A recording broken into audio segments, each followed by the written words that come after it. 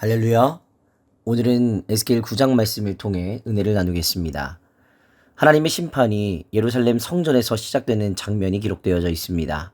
하나님은 예루살렘의 우상 숭배와 죄악을 더 이상 참지 않으시고 심판을 내리시기로 결정하십니다.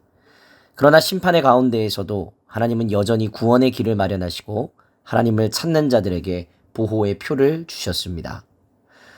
에스겔은 환상 가운데에서 하나님께서 큰 소리로 외치시는 것을 듣습니다. 하나님은 예루살렘을 심판할 자들을 부르시는 것입니다.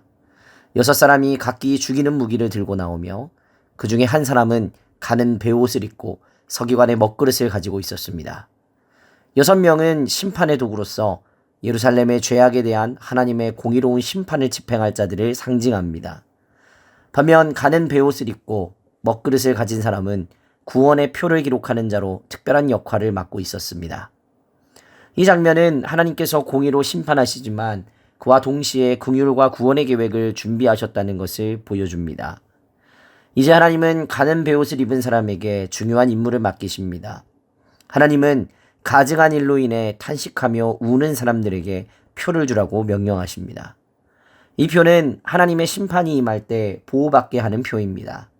하나님의 뜻을 따르고 죄악을 미워하며 회개하는 자들에게 주시는 특별한 구원의 표인 것입니다. 오늘 우리도 죄악된 세상 가운데 살아가면서 하나님 앞에서 죄를 슬퍼하고 탄식하며 기도하는 자들이 되어야 합니다. 세상의 악을 보고도 무감각하게 지나치는 것이 아니라 하나님 앞에서 바른 마음으로 애통하며 돌아가야 합니다. 하나님은 심판을 집행할 6사람에게 명령하시기를 성전에서 시작하라고 하십니다. 하나님의 심판이 성전 안에서 시작이 되는 것입니다. 이것은 하나님의 백성들 가운데에서 먼저 하나님의 심판이 이루어진다는 사실을 보여줍니다. 성전은 하나님을 예배하는 곳이지만 이스라엘 백성들은 성전을 더럽히고 우상을 숭배하는 죄를 저질렀습니다. 하나님은 자신의 집에서부터 정결하게 하시기를 원하십니다. 오늘 우리도 교회와 신앙생활 속에서 하나님 앞에 정결함을 회복해야 합니다. 겉으로는 신앙생활을 잘 하는 것처럼 보일지라도 마음 깊은 곳에서 하나님보다 다른 것을 더 사랑하고 있다면 우리 역시도 심판의 대상이 될 수 있음을 기억해야 합니다. 에스겔은 이 무서운 심판의 장면을 보며 엎드려 간구합니다. 하나님의 심판 앞에 탄원하며 남은 자들을 기억해달라고 간구합니다. 그러나 하나님은 그 죄악이 너무나도 크고 무거워서 용서할 수 없다고 말씀하십니다. 그러나 중요한 것은 하나님은 여전히 남은 자를 보호하신다는 사실입니다. 가는 베옷을 입은 사람이 돌아와 11절 말씀과 같이 말합니다.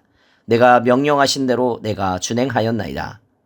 하나님의 구원의 표를 받은 자들을 기억하신다는 것을 의미합니다.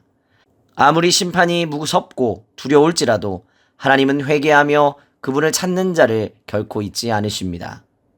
오늘 우리는 이 말씀을 통해 우리 자신을 돌아봐야 합니다.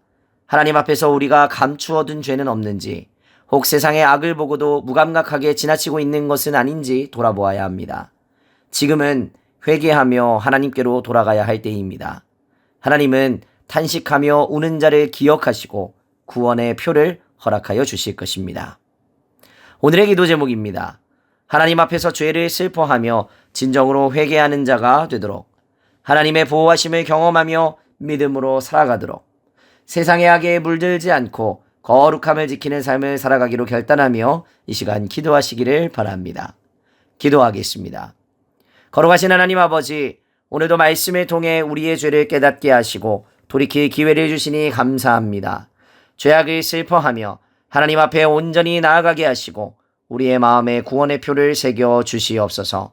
주님의 긍휼과 보호하심 아래에 거하며 하나님만을 경외하는 참된 예배자로 설 수 있도록 우리의 삶을 지켜 주시옵소서. 감사드리며 거룩하신 우리 구주 예수 그리스도의 이름으로 기도하옵나이다. 아멘.